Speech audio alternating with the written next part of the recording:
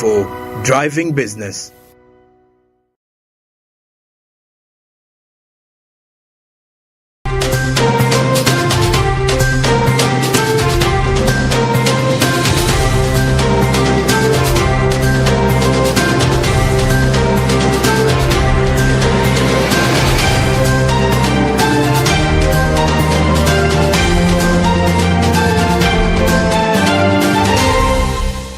A very good evening. Once again, this is Smart 24 Television Program Business Edition, where we have a look at the stories that we compiled over the weekend. And of course, like we do every Sunday, like at this very time, there are some stories that made the headlines that we don't want you people to miss.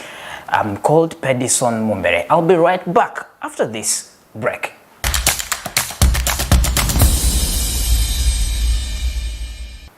A great warm welcome once again here on Business Edition, where we're going to have a look at the stories that made the headlines in our weekly bulletin.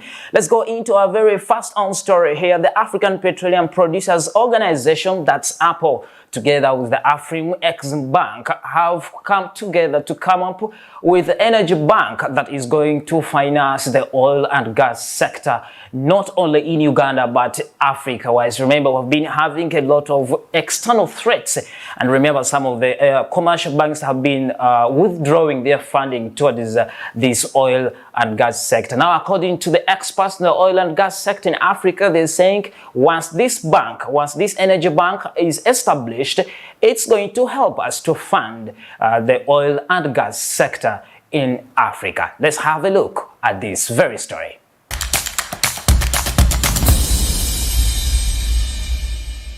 According to Omar Farouk Ibrahim, the Secretary General of the African Petroleum Producers Organization, APO, Africa is taking its destiny into its hands to find solutions to the challenges in the oil and gas sector. He asserts that Afrexim Bank and the African Petroleum Producers Organization signed a memorandum of understanding under which they will work together to establish an African Energy Transition Bank.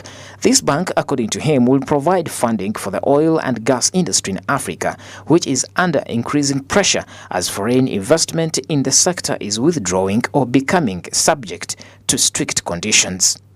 The Africa Energy Bank, when established, hopefully before the end of this year, is going to focus essentially on funding oil and gas projects in the African continent, because the funds have dried. The World Bank and other institutions that used to fund oil and gas projects have now said they are not going to do that.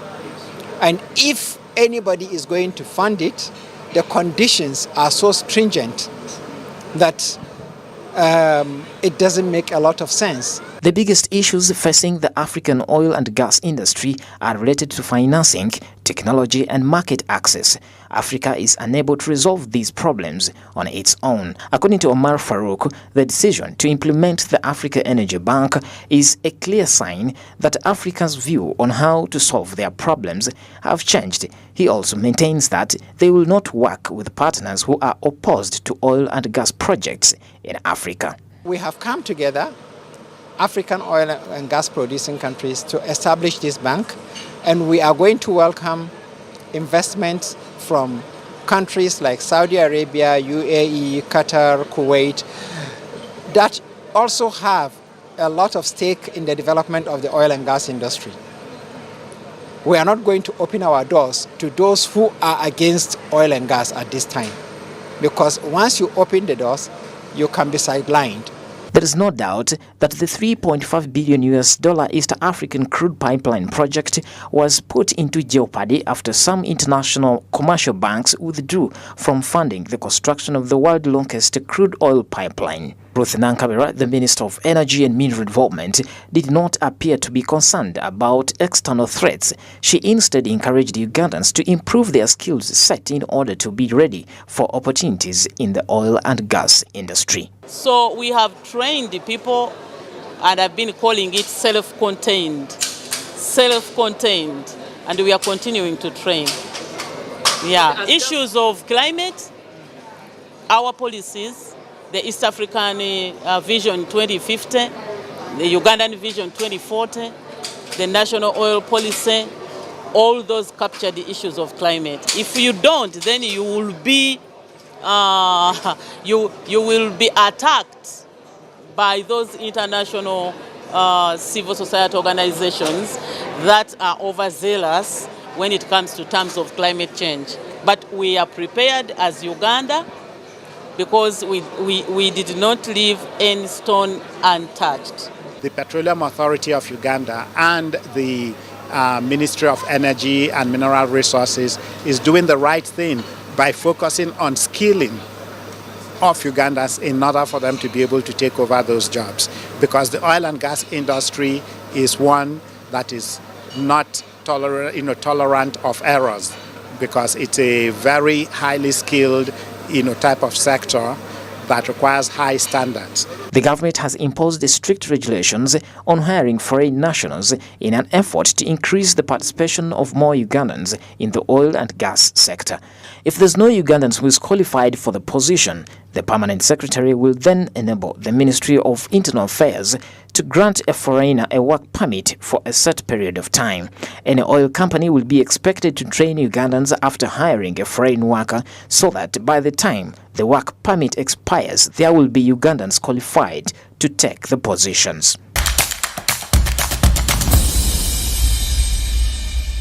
Yeah, you've had some of the views from the executive or from the General Secretary of the African Petroleum Producers Organization, APO, Dr. Omar Farouk. That man is a Nigerian and is doing a big work to make sure that our oil and gas sector is being financed by Africa here, because some of the commercial banks are withdrawing funding this oil and gas sector. So according to them, they're saying if Uganda, Tanzania, Burundi and other countries that have oil come together and collect funds or even establish a bank, it will help us to fund our own oil and gas sector without any foreign intervention. Remember, even they're the ones who even take the lion's share if at all they come up with their funding over here.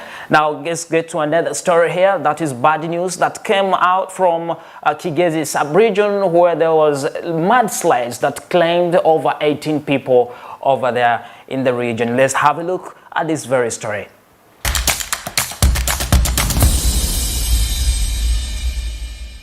The expansion of the agriculture sector in the Kigezi highlands in the southwest Uganda has gradually resulted in changes in land use adaptation that are not sustainable. Since Tuesday, there has been significant torrential rains in the area, causing mudslides and riverbank flooding.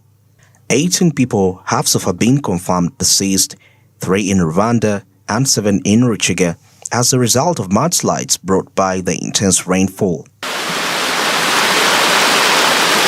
Residents claim that the prolonged downpour lasted for around 4 hours as rushing water began to pour from the hills, destroying gardens, buildings and taking lives. Locals are pleading with the government to step in and help them manage this catastrophe. This is where the catastrophe occurred last night.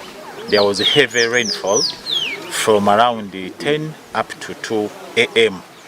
and the rain was so heavy that it started carrying away people's houses, gardens and animals. As you can see, this place is highly mountainous and people have cultivated. All the hills have been left bare. It is garden after garden. So for that matter, when water comes from the hilltops, it comes down at a very high speed and it washes away whatever it finds on the way. So this LC1 chairman lost 6 people, but another 2 people also died from another parish. So in total, so far, confirmed are 8 deaths. And the root cause is the heavy rainfall, the steep terrain, and the poor agricultural practices. The leaders who arrived on the spot confirmed the tragedy and blamed it on the farming practices that were subpar, overcrowding in the area, and deforestation practices. Furthermore, they state that due to its hilly terrain, the Kigezi sub-region should have special policies for managing soil erosion. They also recommended allocating a special budget for the area. We are dealing with a catastrophe of a poor practice of a living policy. We have policies in place, But also I believe there are no policies in some areas because Kigezi should have its special policy approved for Kigezi. You can imagine even recently they said that we have added 1 billion per district for roads. And you see, when they talk of 1 billion, they include Kisoro and those other districts, I don't want to mention their names. Engaging our teams, they are going to compile every homestead that has been affected, and we aggregate data and forward it to the Office of the Prime Minister for support. Food has been affected, gardens have been washed away. Here people grow Irish potatoes, they grow beans, they grow sweet potatoes, sorghum and millet. But as you can see, everything has been washed away. The Kigezi sub-region is one of the regions in Uganda that are vulnerable to calamities brought on by the heavy rainfall. Environmentalists have traditionally cited bad farming practices that cause the ongoing mudslides. Locals are encouraged to pursue reforestation so that the trees can retain the soils in place in the event of erosion.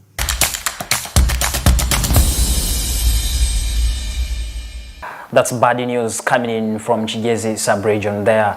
That mudslide claimed the lives of over 18 people and others got injured over there. Let's pray for them, and maybe if government can extend some help to those people over there who lost their dear ones. Now getting to another story here, we are going to CPI, that's Consumer Price Index, and that's the data that's coming from the Uganda Bureau of Statistics, saying that the inflation for this month has decreased up to 8.0%. So this time we have reason to laugh. If inflation comes down, that means we can now get back to normal, going to the markets and maybe buy some of our products at normal prices. Let's have a look at this very story that was compiled from the Uganda Bureau of Statistics.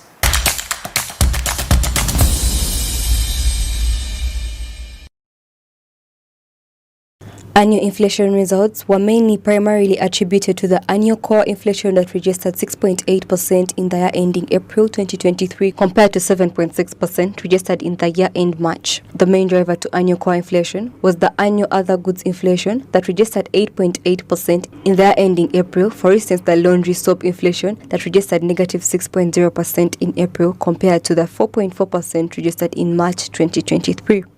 Inflation for the 12 months to April 2023 decreased to 8.0% compared to 9.0% registered for the year ending March 2023. This was mainly due to core inflation. You know, core has the highest weight in the CPI basket. So any change in that particular sector influences hugely the final outcome of the consumer price index. So core decreased to 6.8% in April 2023 compared to the 7.6% registered in March 2023. In addition, the annual food crops and the related items inflation slowed down to 25.3% in the year ending April 2023 compared to 26.7% in the year ending March 2023. The rains caused a rise in harvests and an increase in the supply of agricultural products, which might result in reduced pricing due to the competition among providers, which in return caused a fall in the price of food commodities. With the good weather, the cost of food commodities will continue to fall. That there are quite a number of items whose prices are going down. Namely, we talked about the tomatoes. I think you can see the eggplants, bitter tomatoes, and there are many others, but we just mentioned a few. So this is an effect of the rainfall, that when we get the better weather, some of these items, the supply increases, and in the long run, also the prices go down. We hope, since the rain has been on, we hope if it continues, we might have better harvests. And we hope the prices for other items also will go down.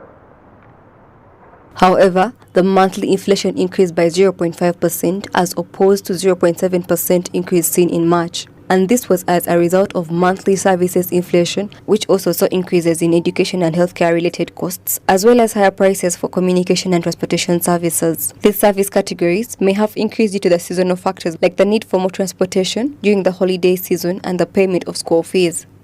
For April 2023, registered a rise of 0.5% from the earlier 0.7% rise recorded in the month of March 2023. With the monthly inflation, this means that on top of the 0.7% inflation registered in March, there is an additional 0.5% registered in April 2023. Monthly inflation is more of a build-up.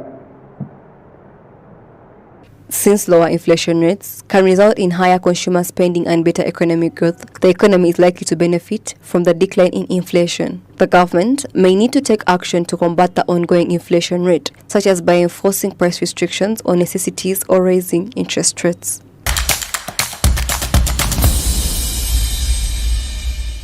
Yeah, there are some of the statistics coming in from the Uganda Bureau of Statistics over there. According to the information, they're saying even the annual inflation headline, which was at 9.0%, has also decreased in this month of April by 8.0%.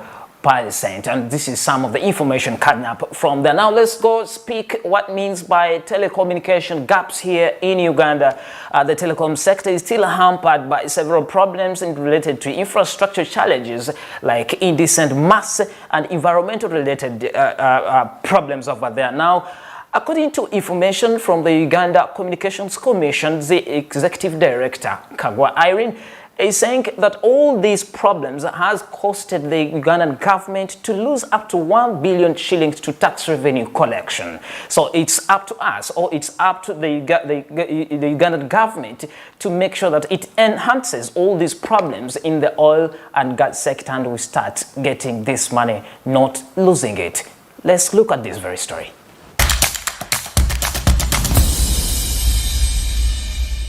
Recently, government together with GIZ and UNDP came together to enforce the $106 million national backbone infrastructure to support the digital transformation move. This is part of the robust efforts by the ICT Ministry to aid investment in the telecommunications sector. Meanwhile, installation of crucial infrastructure, for instance masts, among others, has been met with certification delays and environmental standards such as electromagnetic frequencies and electro waste management. According to Irene Kagwa, the Executive Director, Uganda Communications Commission, Uganda now has over 4,000 masts and extra installations are needed. The last number I recall, I think we have around 4,000 masts across the country, but actually we need more. The reality of, as you get communication, if you do not have coverage, the same way I always compare with a torch. So when you put on a flashlight, the coverage of that flashlight is the same way you have coverage of a mast. So if you're outside that flashlight, you will not be able to communicate. So we need to make sure that we have every part of the country covered. The growing telecommunications sector, current bracing for the fifth generation models, has been crucial to the growth of information technology-enabled services. For example, in the business process outsourcing sector, where the association boasts of 38 members across call centers and services like debt collection. We have various jobs, many jobs, in terms of customer service, in terms of debt collection, recoveries, in terms of business support. All those jobs are both locally and internationally. Internationally, we are targeting countries like Canada, USA, United Kingdom. Canada is going to give us business in terms of legal support. So we have companies in the association that do legal support. So they are going to get businesses from Canada. Then customer care, we're getting businesses from UK, from USA. Debt collection, we're getting locally and outside Uganda, especially in those banking sectors. According to the Ministry of ICT, infrastructure setup challenges, for example, descent over masts and environmental-related concerns in regard to radiation have been increasing since 2013. Irrespective of that, UCC is still tasked to ensure that ICT facilitates socio-economic development backed by infrastructure development and supportive policies. We emphasize that as much as we need the infrastructure to improve on the quality of the services that are being run over the ICT infrastructure, we need to have this in a coordinated way. We emphasize infrastructure sharing, and in these policies like the ICT policy, the broadband policy, they are all emphasizing the same. In that way, we can reduce on the allegations that these masts, by increasing the number of masts, we are increasing the exposure to the public. In contrast with other countries, Uganda is still short on telecom infrastructure, which obviously cuts out efficiency of ITES-based services. Additionally, certification delays have further eroded close to 1 billion shillings per month in potential tax revenue to government. The support that is required comes from our permitting agencies, KCCA, NEMA, our building permits that we need in the different areas. We will not stop until we get all the support that we need to get the permits out on time. We have done research that shows for every tower that is delayed 1 month, 2 months, 3 months, 4 months, government of Uganda loses close to 1 billion shillings per month in taxes. And it goes to show that we all have a role to play in supporting the telecom industry, but in moving our country forward. As of January last year, data informs that just 13.9 million Ugandans had access to internet, with a mere 29.1% penetration of the total population. Sector investment, operational expenses, and costly services have jointly affected growth of the sector and market uptake.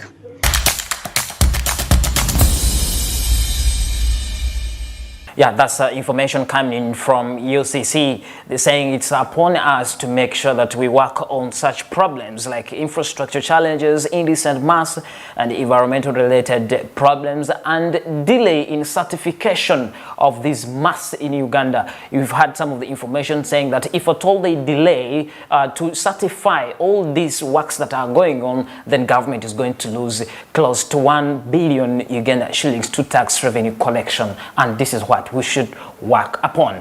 Now, getting to another story here, a group of people or a group of academicians from the Uganda Manufacturers Association went to the Parliament of Uganda, and they wanted the excise duty to be lowered to 6% amidst the post-COVID-19 effects. However, the committee that was there in Parliament did not agree with them because they were like the post-COVID-19 challenges cannot fail them to remit their tax to the government. And that is Mwanga Chivumbi, one of the economists, not only an economist, but also an MP there in some other districts. So let's have a look at this very story and see what happened over there.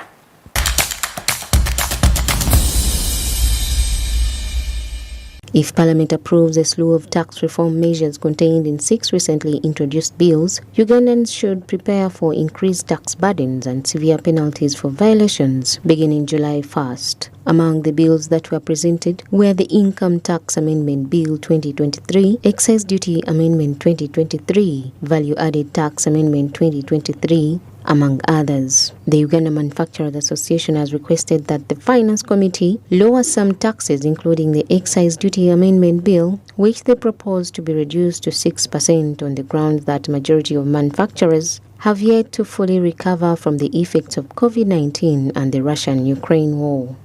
Mr. Chairman, our proposal in this regard is that the excise duty rate be lowered to 6%, or Uganda shillings 100 per litre, whichever is higher.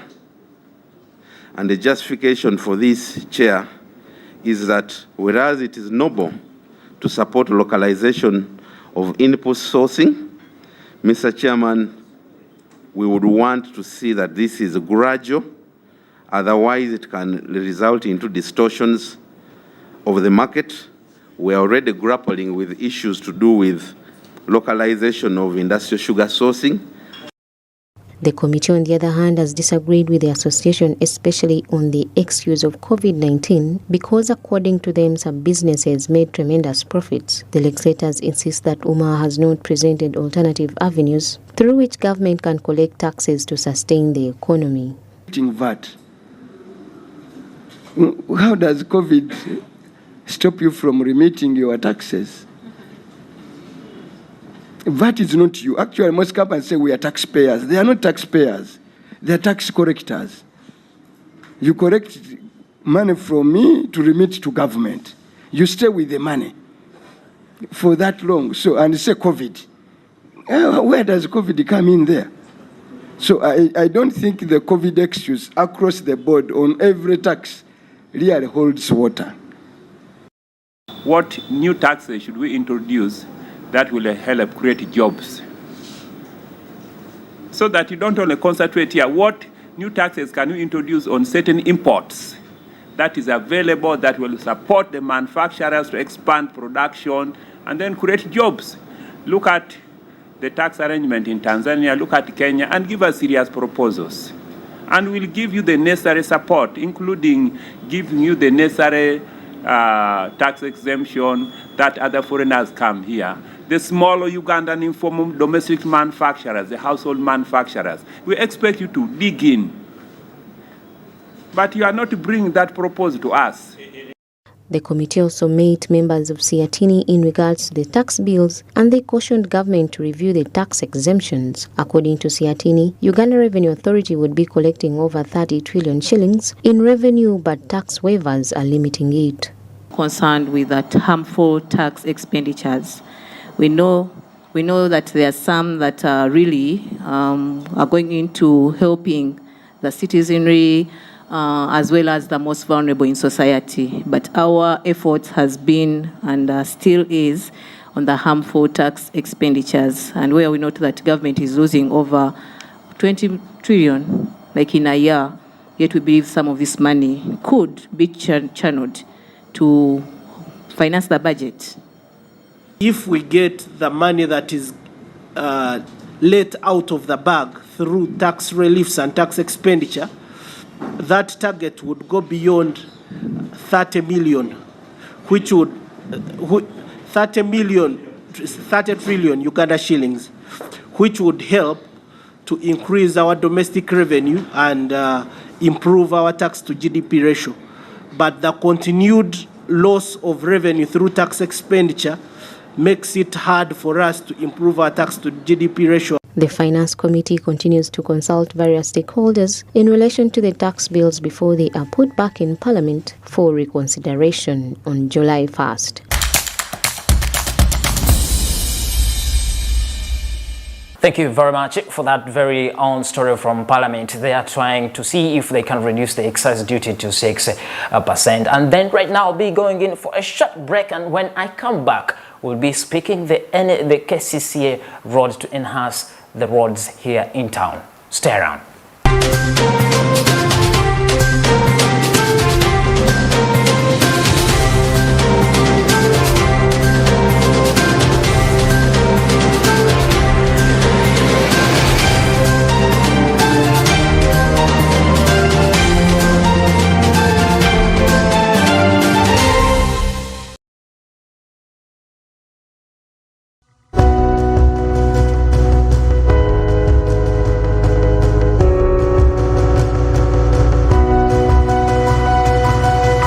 Smart 24, driving business.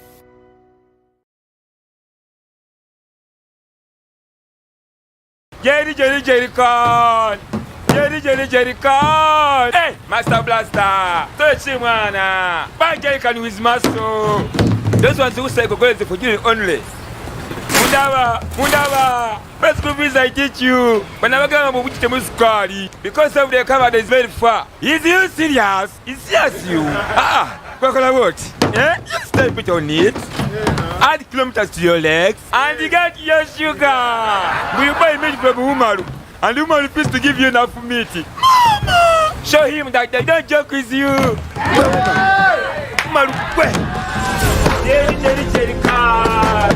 Okakaluka n'okulungi kwetaagako omuntu akuyambako, n'olwekyo tujja kukuteerawo embeera esaanidde osobole okukola ekisinga. Awamu teri kitulema.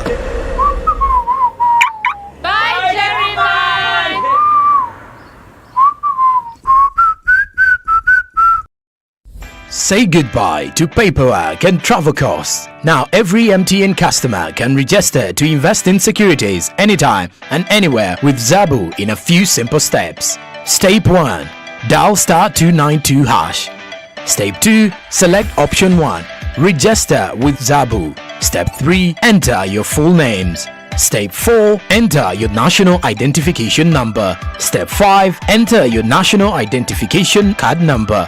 In 24 hours, you will receive an SMS confirming your registration. Congratulations, you are now ready to invest.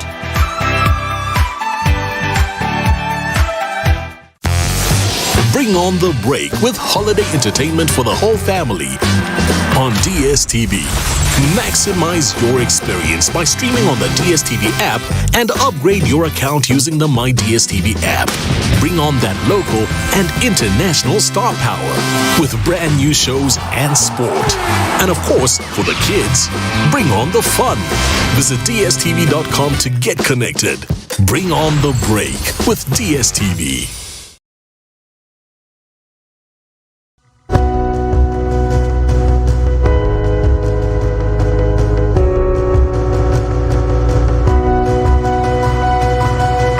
Smart 24, driving business.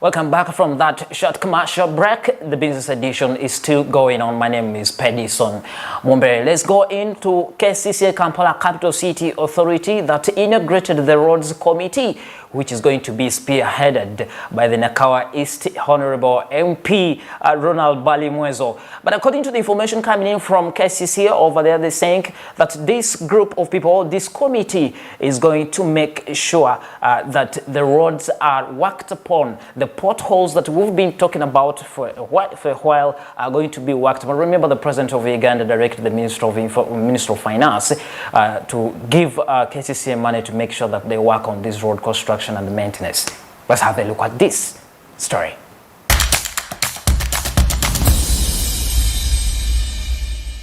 The Kampala Capital City Authority, KCCA, routinely monitors and collects data regarding the state of the city's roadways through road condition survey. Plans are then created to restore the damaged roads based on the findings of this investigation and the funds that were allocated.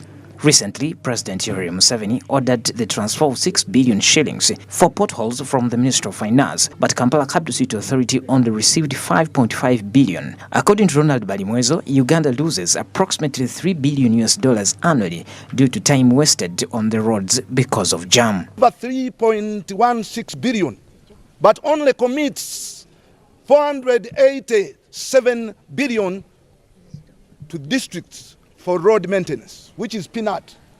We have constructed many roads, but the maintenance has been the poorest in Uganda. Kampala Capital City has 2,110 kilometers of road network, but only 30% is basically tarmacked. The rest is maram. The Lord Mayor, Edius Lukwago, pointed out that under the Uganda Roads Fund Act 2019, Section 49, Article 25, Subsection 5 of the Act states that the board shall establish a system for the allocation of funds to be used for the maintenance of public roads and bridges in Uganda. But only 20.3 billion shillings have been received out of the 24.9 billion shillings that the government committed. In the Act, the Uganda Road Fund, they said the functions and the powers of the Roads Committee shall be spelled out specifically by the Minister for Finance under Section 49 of the Act. And the reason we have delayed there, it has transpired that the Minister has not yet enacted that statutory instrument which spells out those functions. And these are some of the issues we are going to handle.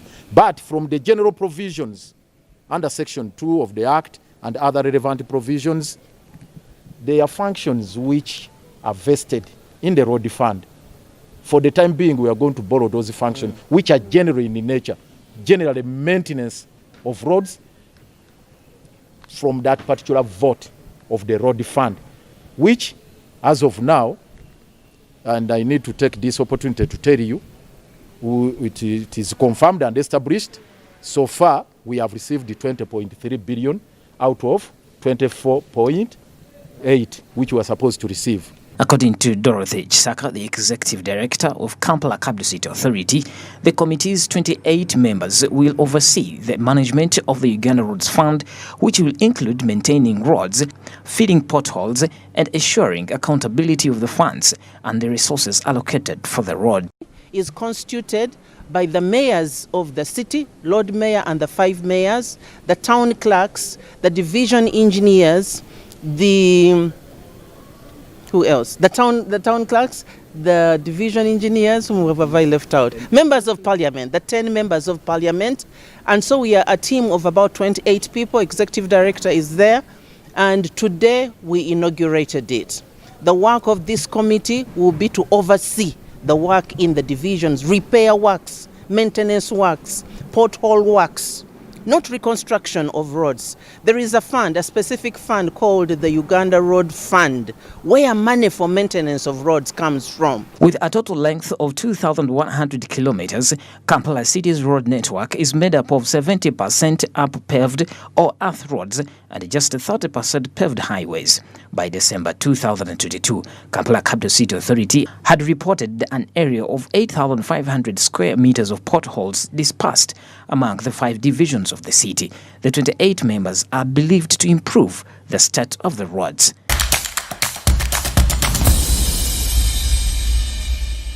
Yes, that's a story coming in from Kampala Capital City Authority and the Roads Committee, which is going to be spearheaded by Ronald Balimwezo, the Member of Parliament in Akawa East, to make sure that they maintain all these roads and work on the better transport within the city center. Now, we had another story that we compiled there at Parliament. Government has tabled a bill proposing implementation of value-added tax to electronic media and digital services of non-residents here. But this sparked different reactions. Some MPs were saying this is not the best way to go. We should look at looking at tax on gold that we have not been talking about for quite a while. So our reporter was on ground there, and let us compile and see what she had to compile for us over there.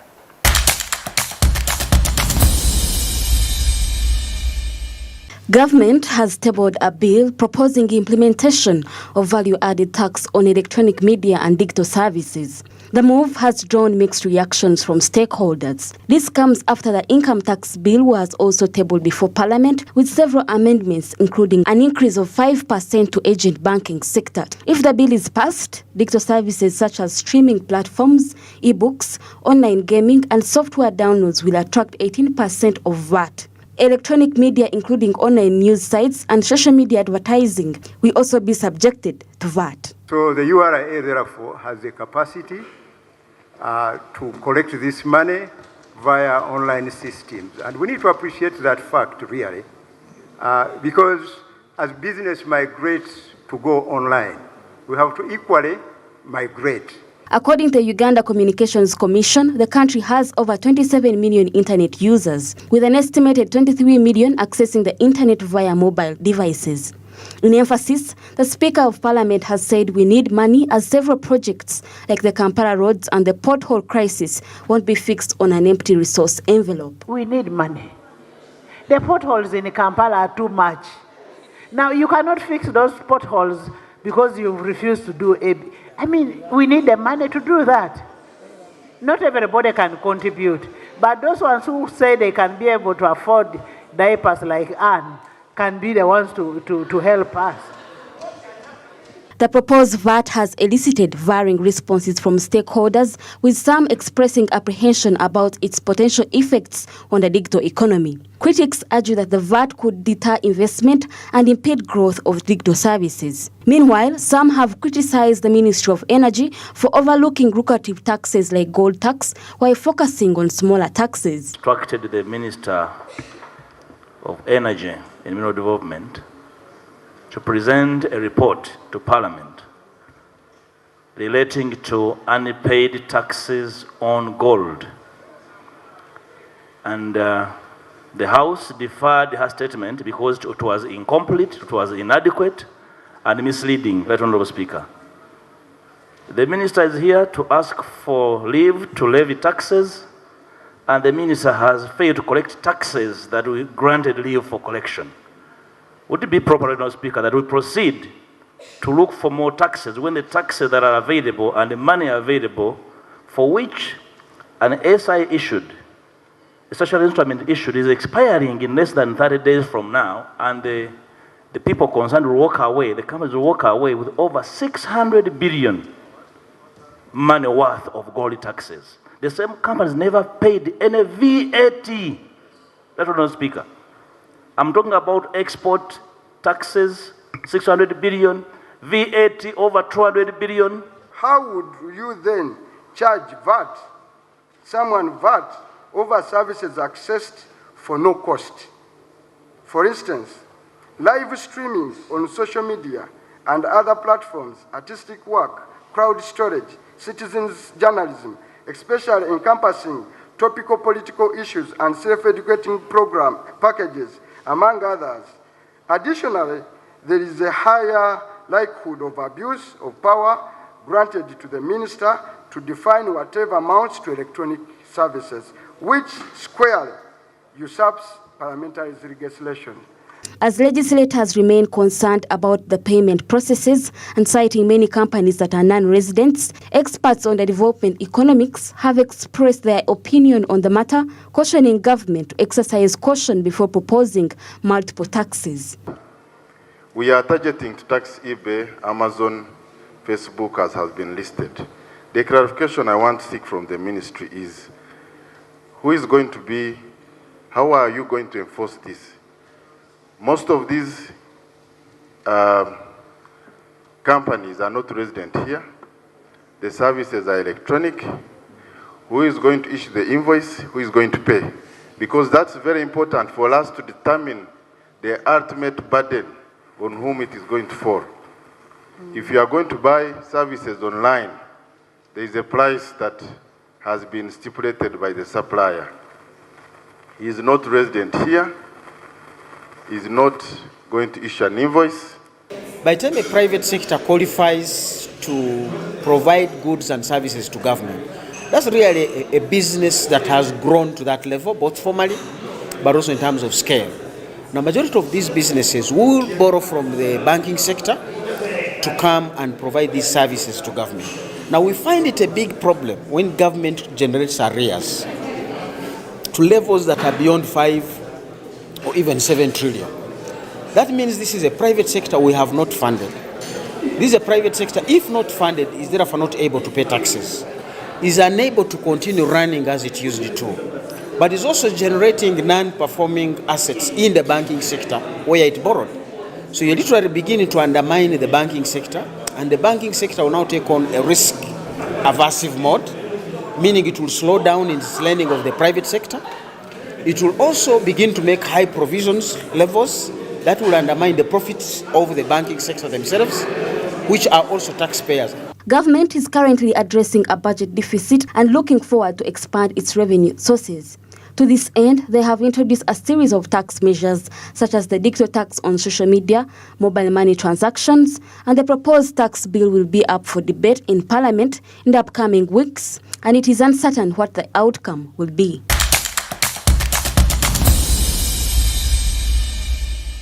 Thank you very much for that report, dear reporter. Now, that's the information coming up from there. They're trying to enhance the tax collection base in Uganda.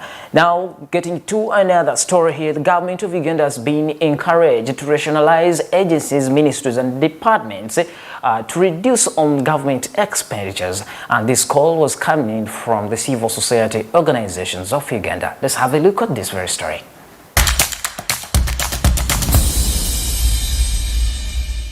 Yes, we know the money is allocated, but are we comfortable that it is actually being used to deliver on its intended purposes? Amidst a growing debt burden, unfunded priorities and projects, government has found it hard to realize major development and investment goals.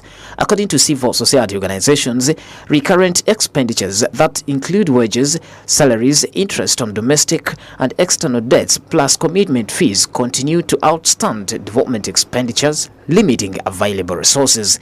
Government has thus been encouraged to rationalize ministries, departments and agencies (MDAs) in order to reduce redundancies and lower administrative expenses and boost resource management performance. Our concern, our issue, our call for government should be that government should aim at reducing its expenditures,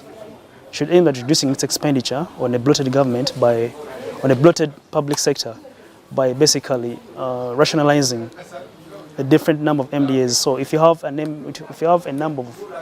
have duplicated roles being done by a number of MDAs, it would be good for government to merge them, as it was in the call, I think in 2018, to merge them together, and in that case they would be reducing the government expenditure and as well working towards enhancing government revenue in the long term. Among the respective programs, for instance, agro-industrialization, the multi-million recurrent wage and non-wages expenditure favorably competes with domestic and external development financing. From the civil society's perspective, high administrative costs, corruption and supplementary budget financing, among other issues, have distressed development progresses.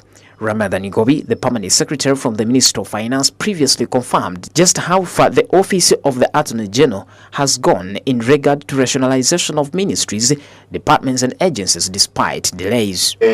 Implementation of rationalization, it has delayed but it is on track. The Office of Attorney General is finalizing the legal revisions needed to have these institutions rationalized. From the Ministry of Finance data, of the 48,130.8 billion for the current approved financial year budget, wages accrued 6,375.58 billion, 11,113.89 billion for non-wages, and 661.95 billion for arrears. With efforts to offset domestic revenue still on course through tax reforms, civil society organization further commended government for the implementation of domestic revenue mobilization strategy that foresees an increase in tax to GDP ratio by 0.5% every financial year. The non-tax revenues, we see that most government officials have continued to collect and spend at source.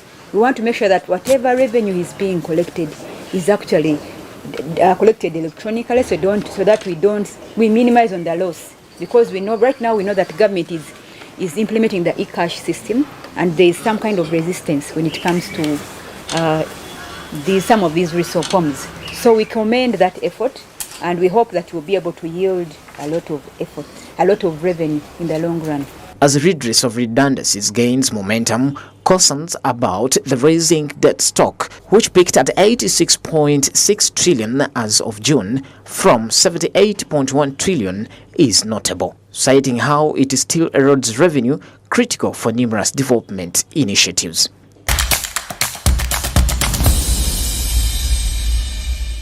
Thank you very much, and this is the information coming in from the civil society organizations of Uganda. They suggest that there is a need to lower administrative expenses and boost resource management performance if government of Uganda is going to deliver services to the people both in the villages and towns over here. And then I'll be going for another short commercial break, and then I'll be right back for more information. Stay around.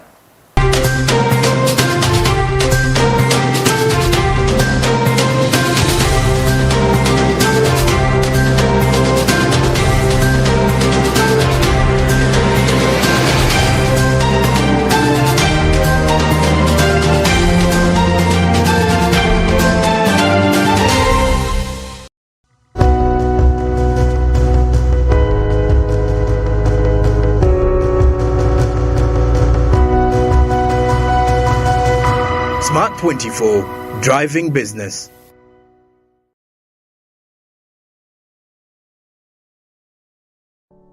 Luxury redefined at Seasand Hotel as you indulge in the splendor of elegant living fit for the royalty that you are. Step into comfort, pampering and blissful customer-centric service as you select from our range of comfy, exquisite living quarters furnished to meet with your royal preference.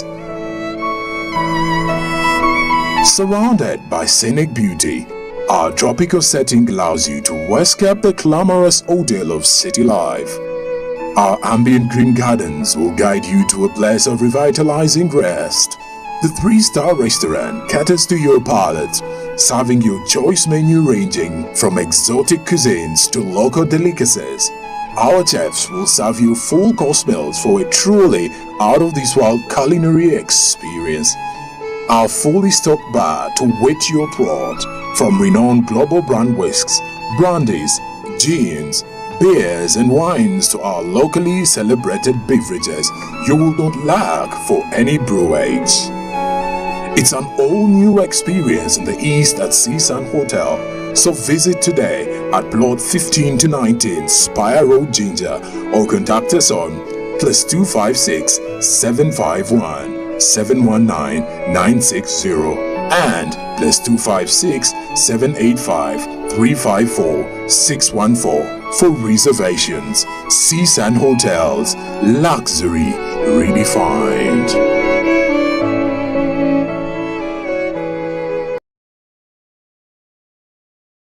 Watch this. GOTV has made big changes to your channel numbers to improve your entertainment experience.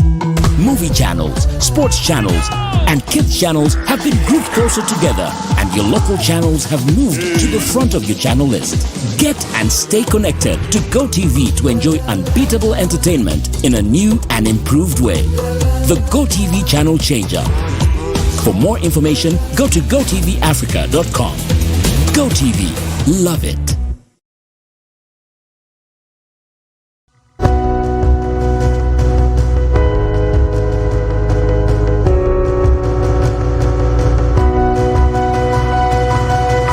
Smart 24, driving business.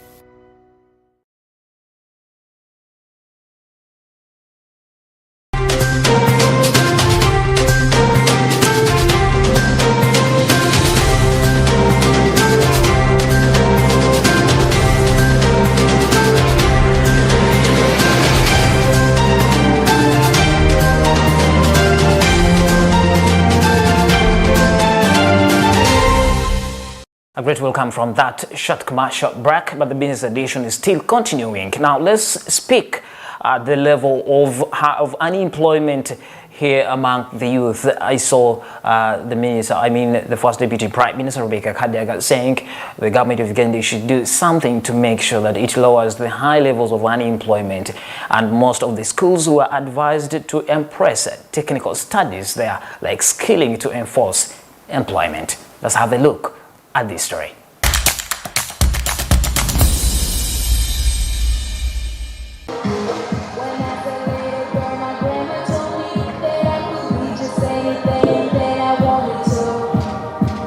The employment rate in Uganda is at 9.2%, according to the latest data from Uganda Bureau of Statistics, with youth making up a sizable share of this number.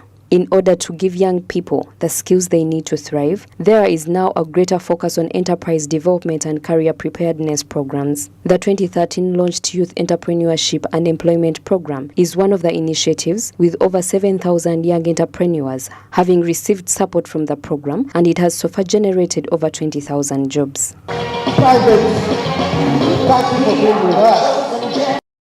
The Skilling Uganda program is another effort that was started in 2016 to give young people the skills they need to enter the workforce. Over 90,000 people have been trained by the Skilling Uganda program since it began, with a focus on providing skills that are high in demand in the labor market. Right Honorable Rebecca Kadaga, the country's first Deputy Prime Minister and Minister of the East African Community, says that while there are still numerous holes in Uganda's skill set that need to be filled, it is crucial for young people to expand their horizons through enterprise development.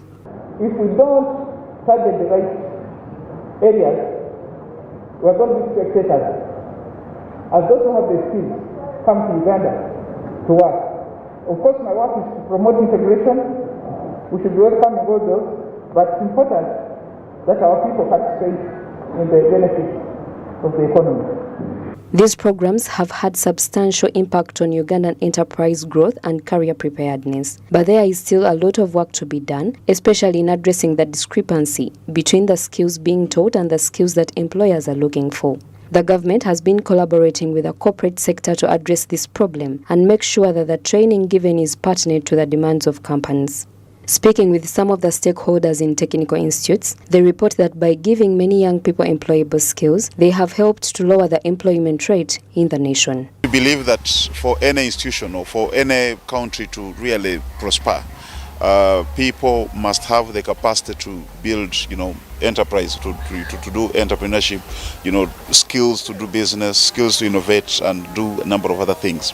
These students are training. We attach them to industry, what we normally call industrial training. So we go out and identify the industries that match their trades. So we attach them to industry. As they learn what at college, they are also practicing as it is done in the field. So apart from that, somebody comes out when they know how to apply whatever they have learned in school. Currently, we want to train job creators, not job seekers. So skilling will make these participants, students, to create jobs for themselves, not to seek for employment elsewhere.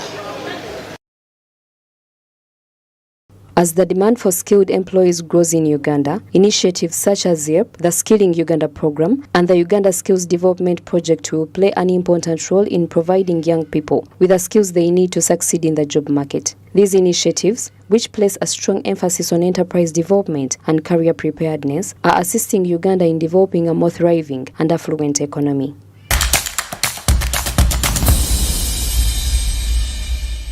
Yeah, that's about skilling the young people here in Uganda to get them ready for the employable skilled jobs here in the country. Let's speak now what it means by being a journalist in Uganda here. Our reporter Ronan Habwe had to compile some information, what it means by being a journalist, what we pass through, what we do every time we come here, what we pass through over there, the problems that we encounter outside there.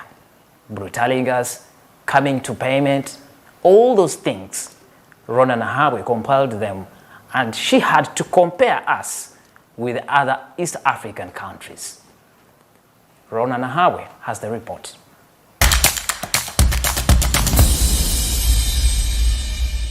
The 2022 World Press Freedom Index report entailing working conditions for journalists in 180 countries and territories places Uganda as the worst country of any journalist to operate from East Africa. Compared to 2021, Uganda has dropped 7 places on the index published by the Paris-based NGO Reporters Without Borders. Last year, Uganda sat at 125 out of 180 countries. The numerous challenges, including shrinking revenues, bad administration, and licensing demands, among others, have collectively affected the growth of the industry.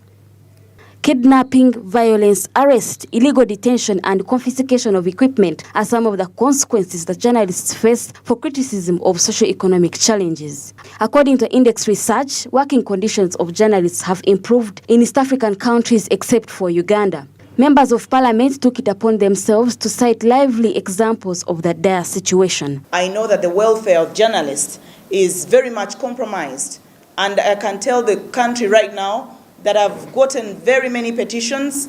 One of them is from journalists who have been working for CTV. And I am told that CTV journalists have spent more than a year without being paid. They were last paid in February of last year. And this petition is going to be taken to the Committee of ICT. It will also be taken to the floor of Parliament, because any media employer is obligated to pay the journalists just like other employees. And if there is any problem that anyone is encountering, it is very, very much important for any employer to explain to the employees. So I'd like to I would like to tell the journalists who work for CTV or who used to work for CTV, because I'm told the station has now been sold without the knowledge of the people who have been working there, and sold without paying the journalists who have been working there. It's very unfortunate. Very, very unfortunate. Research further informs us that journalists are among the country's worst paid professionals. Rare work contracts, and only a few reporters make more than $200, approximately 700,000 shillings per month. Such financial insecurity makes them susceptible for corruption. Woman Member of Parliament for Gulu, Betty Awol Ochan, suggests that better policies can eradicate a lot, including volatility. A lot of issues. And these issues, I encourage these media houses also sometimes to sit and, approach some of us who are positive with them to probably take to Parliament better policies that will help also to promote them. But we have not done enough to the media houses, to the press, to let the press be able to operate well. There are gaps still in the policies. And when we also impose on payments by these media houses, we should also categorize and be considerate. You see that that media house is still what? It's still beginning. Just like what? Just like the business communities. If somebody is just a beginner. As Uganda celebrates the day, discussions linger over the shrinking revenue for the media sector. Advertisement has headed for a downward trend, with changes in sales and marketing and a monopoly in public procurement a living crisis.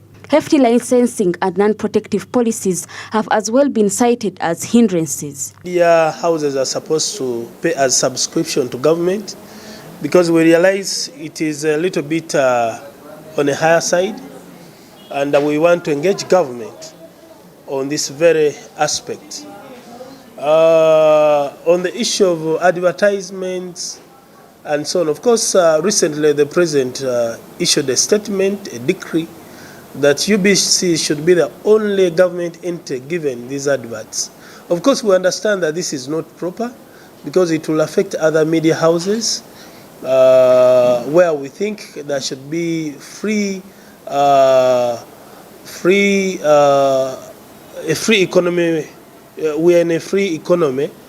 Therefore, everyone should be competitive in getting these bids or securing goods. We know it's very expensive for our media houses to pay subscription. So this one, as the Parliament, we are going to look into it, and we would ask the media houses to bring it as a petition so that we can look into it and see how best we can protect it. On the issue of labor protections, we realize that we have laws in place, but they're not being implemented.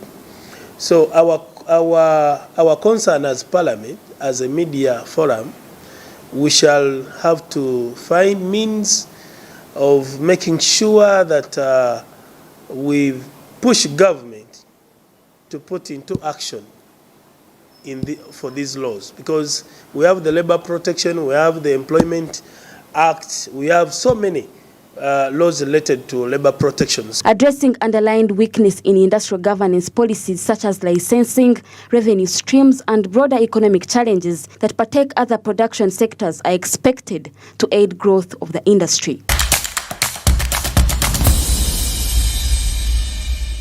Those have been the stories that we managed to compile for you. Make sure you get us on all our social media platforms. That's on Twitter, YouTube. That has been the Business Edition. My name is Pedison Mumbere. Let's meet again next week. Bye-bye.